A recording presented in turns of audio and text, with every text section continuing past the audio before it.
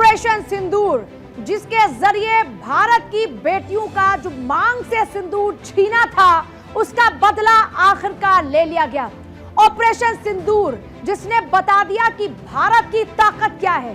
Operation सिंदूर जिसने बता दिया कि पाकिस्तान अगर आतंकी पाठशालाओं को चलाएगा तो उन पाठशालाओं को इस बार निस्तनाबूद किया है और आगे भी यही सिलसिला जारी रहेगा अगर भारत के खिलाफ ऐसे ही साजिशें इन आतंकी पाठशालाओं में होती रही तो।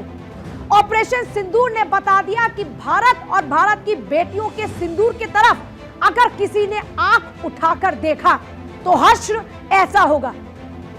देर रात की तस्वीरें, आधे घंटे के अंदर पाकिस्तान में 21 जगहों पर सीधे तौर पर हमला कर उन आतंकियों को निस्तनाबूद किया जो आतंकी भारत के खिलाफ साजिश रचते या फिर भारत के खिलाफ कभी नजरें भी उठाते।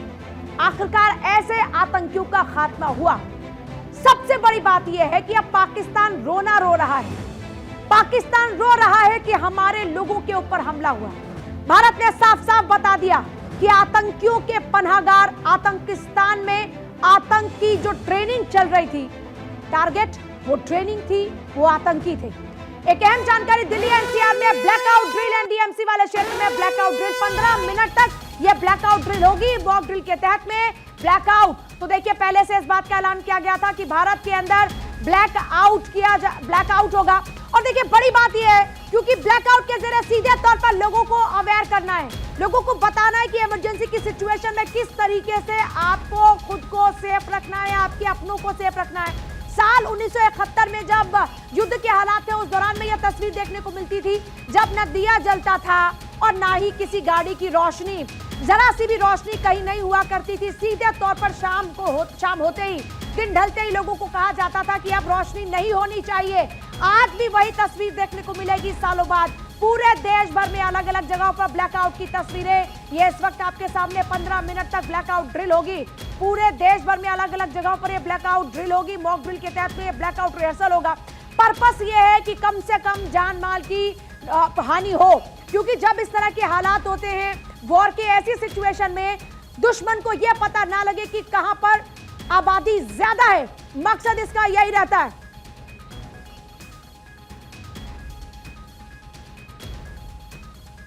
कच्छ से सलीम और दिल्ली से गौरव इस वक्त हमारे साथ में है। सीधे एक बार दिल्ली जाते हुए, क्योंकि देश की राजधानी दिल्ली, गौरव क्या तक ब्लैकआउट और ब्लैकआउट की तस्वीरें सामने आनी शुरू हो चुकी है। चारों तरफ गुप्त अंधेरा ही अंधेरा। गौरव तक आवाज नहीं पहुंच रही है टीम जी। तो संसद भवन की तस्वीर आपको दिखा दूं। लाइट्स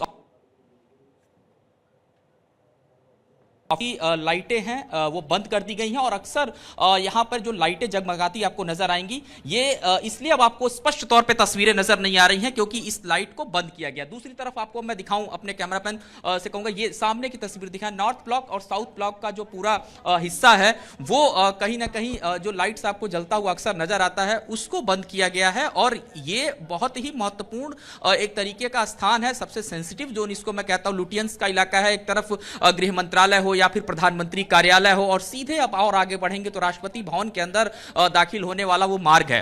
तो फिलहाल इस पूरे हिस्से में ब्लैकआउट कर दिया गया है और अब से थोड़ी ही देर पहले इस ब्लैकआउट को किया गया और जैसे ही ब्लैकआउट हुआ है जो सुरक्षा कर्मी यहां पर तैनात हैं वो आपको चौकन्ने नजर आएंगे। वो यहां पर तुरंत एक्टिव हो गए हैं, उनको यहां पर देख रहे थे हम लोग लगातार। और दूसरी तरफ एहतियातन इस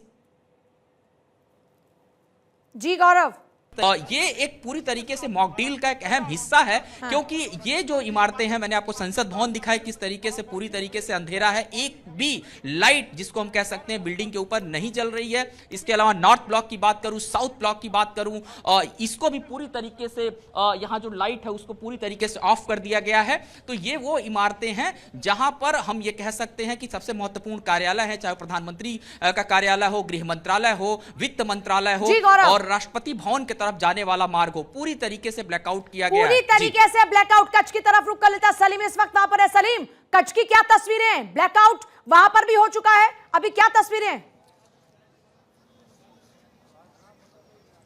जी बिल्कुल, जिस तरह से सेना ने कल अपने शौर्य का परिचय देते हुए पाकिस्तान पे ताबड़तोब हमले किए, उसके बाद जो परिस्थिति हुई है उसके चलते आज मॉक ड्रिल और ब्लैकआउट का भी यहाँ पर इंतजाम किया गया। मैं कैमरामैन से कहूंगा कि आपको ये जो यहाँ के जो तस्वीरें दिखाए, ये तस्वीर आप इस वक्त देख पा रहे होंगे कि ये मैं अभी भुज के एकदम टॉप के एरिया में खड़ा हुआ हूं, जहां से पूरा भुज शहर दिखता है। और इस वक्त अगर आप देख पाएंगे तो भुज में कुछ जो इमरजेंसी लाइट्स है, जहां पर हॉस्पिटल्स है या ऐसी जगहें हैं जहां पर आपातकाल होता है, तो उसी की लाइटें आपको जलती हुई दिखेगी। इसके अलावा पूरा भुज शहर इस वक्त बिल्कुल अंधेरे में गुम हो चुका है और आप देख सकते हैं कि यहां पर सायरन की भी कुछ आवाज आपको पीछे सुनाई देंगी। इसी तरह का माहौल यहां पे देखने को मिल रहा है। जी, ऐसा ही माहौल देखने को मिल रहा है। भारत में अलग अलग राज्यों की अगर तस्वीरें इस वक्त आपको दिखाएं तो आप चारों तरफ ब्लैकआउट देखेंगे। गौरव का फिर से एक बार रुक करते हुए, क्योंकि आप देख रहे हैं गौरव जहां पर मौजूद हैं, यह दिल्ली का वो इलाका जो सबसे ज्यादा सिक्योर इलाका माना जाता है। यहां पर नॉर्थ ब्लॉक, साउथ ब्लॉक से लेकर आप देखेंगे कि अब चाहे पीएमओ की बात हो, चाहे राष्ट्रपति भवन की बात हो, सब आपको यहीं पर देखने को मिलेगा और वहां पर पूरी तरीके से ब्लैकआउट। गौरव, जरा एक बार फिर से तस्वीरें दिखाएगा दिल्ली में किस तरह की तस्वीरें हैं इस ब्लैकआउट के बाद? क्या सायरन भी बजा, लोगों तक सायरन की आवाज भी पहुंची और उसके बाद ये ब्लैकआउट हुआ? देखिए, ब्लैकआउट जरूर हुआ है, लेकिन सायरन जो है उसकी आवाज अभी नहीं आई है। लेकिन दूसरी सबसे बड़ी तस्वीर आपको मैं दिखा दूं, दिल्ली में जो उसका सबसे प्रसिद्ध लैंडमार्क हम कहें इंडिया गेट, इंडिया गेट पे अक्सर आपको तिरंगे जो है वो जो लाइटिंग की गई है, भारत का जो फ्लैग है वो आपको जलता हुआ नजर आता है। लेकिन इस बीच अब आपको ये जो सीधी तस्वीरें दिखाई दे रही है कर्तव्य पथ की है। ठीक है गौरव, बहुत शुक्रिया आपका फिलहाल पूरी जानकारी के लिए, और सलीम आपका भी बहुत शुक्रिया।